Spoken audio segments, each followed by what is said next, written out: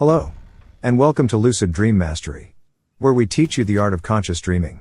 In this video, we're going to introduce you to the mild technique, the mnemonic induction of lucid dreams. This method is a simple and effective way to start experiencing lucid dreams. Are you tired of constantly waking up from your dreams? Feeling frustrated and disappointed?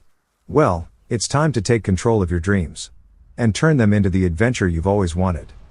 The mild technique is based on the idea of setting an intention to become aware in your dreams.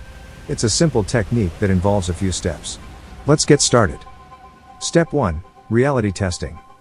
The first step is to perform reality tests throughout the day. This will train your mind to question reality and increase the chances of you doing the same in your dreams. A simple reality test is to ask yourself, am I dreaming? And then checking the surrounding objects or environment. Step 2. Rehearsal. The second step is to rehearse the intention to become aware in your dreams. Repeat to yourself, next time I'm dreaming, I want to become aware and remember that I'm dreaming. It's important to set this intention before going to bed, as well as during the day. Step 3. Recall.